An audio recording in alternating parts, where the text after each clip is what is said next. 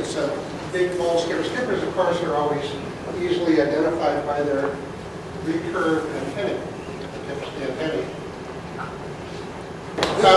Silver-spotted skipper lays its eggs on a variety of legumes, and this particular one was over on the Tahuya Peninsula near Ivy's cabin, and it was using a Lotus crassifolius called big deer bench. This is what the egg looks like, and you can see the black circle here. That's the head capsule of the larva. It's all watered up inside of this egg, ready to pop out. The larva eats a hole on the top of the egg and crawls out. It doesn't feed on the rest of the egg. It just leaves it there. Here's what the first instar looks like. This is actually one of our more attractive skipper larvae, and it'll get more attractive as it grows larger. But skippers typically have a collar. This one has this kind of a reddish collar behind the head, and then a big yellow body. As it grows a little bigger, the collar sometimes gets more pronounced. Big black collar there. The other butterflies that we have, the larvae don't have collars. Here it is, the third instar. It's up to 10 millimeters now. And here's a big black sclerotized patch on the back of its collar. When it reaches the fourth instar, this is the next to the last instar, notice that it has these big orange eyes. Those are not true eyes, those are false eye spots, probably for deterring predators. And you can see some real neat colors starting to form. There's some red here, the legs are getting kind of a bright yellow or orange, and this amazing yellow and black striped body, very attractive butterfly. Now, a larva butterfly, watch this orange spot on the next slide. This next one is also a fourth instar. But what happened to the orange spot? It just disappeared. See, there's no orange spot there. Notice how swollen it's getting. This is a larva that's just getting ready to split open and molt into the next instar. But look up here, what's that? Eye spot. That's what has happened here.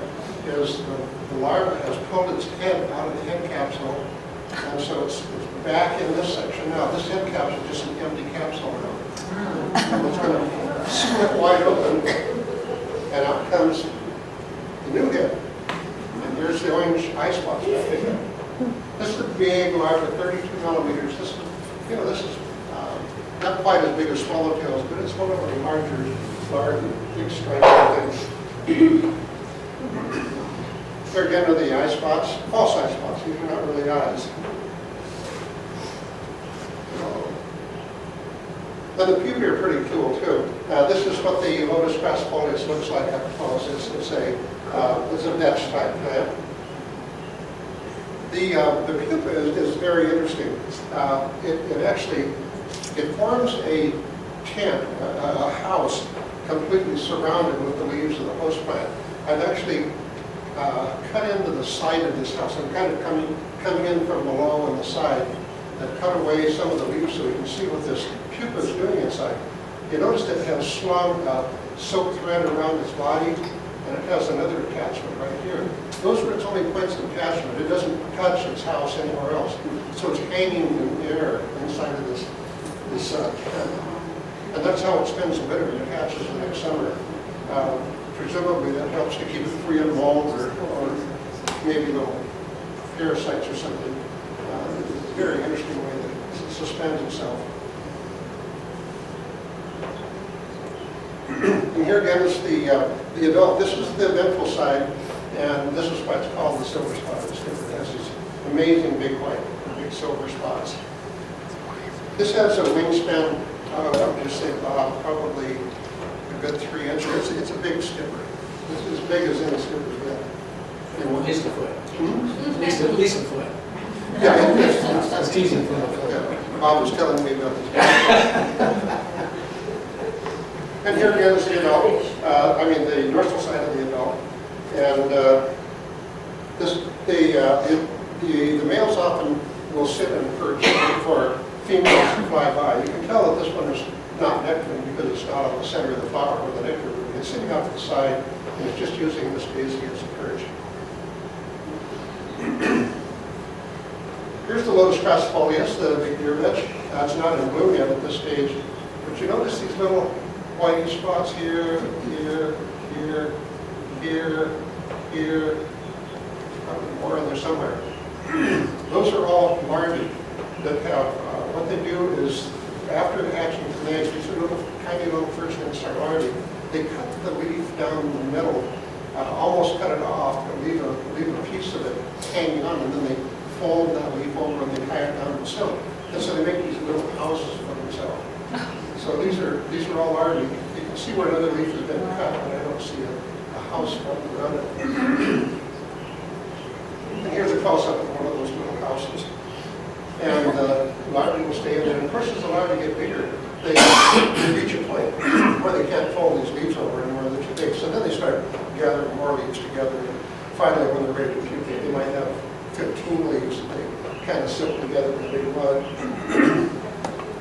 I have one more slide after this, but first, are there any questions on the skipper? Are they eating inside that little house?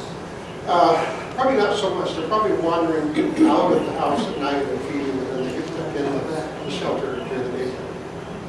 You have that deer bench here on the west side? I'm Do sorry? we have the deer, is that deer bench here?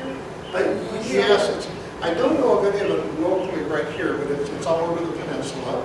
The southern part of the peninsula. What's the balloon look like? No. It's a purple bloom like a pea. Looks like a sweet pea. or Yeah, like a wild sweet pea. The plants maybe grow about this high, right? And it's quite an attractive little plant. Very lush little leaves, and it's actually, I think there's 6 butterflies that use that same plant as a smart host. It's a very good plant. Yes?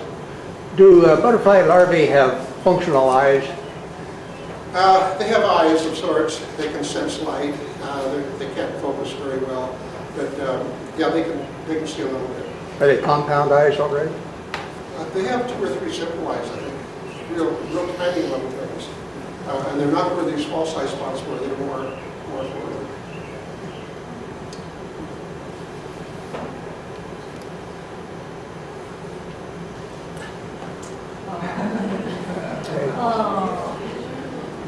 Notice the date on this, 1998. This is in Schnebly, Coulee. And I think my wife Jo was working this day, so Heidi and I went over and looked for green hair streaks. And who should show up with the 2 Richards? And so we ended up having kind of an impromptu meeting down on the bottom of Schnebly, Coulee. The talk was, what do you think about forming a butterfly club? And these were the 3 musketeers. These are the movers and shakers without which we would not have one. And we actually had our first meeting with WABA about a year after this. So this was just prior to that time. And Richard, the 2 Richards and Heidi were really the people who started it all.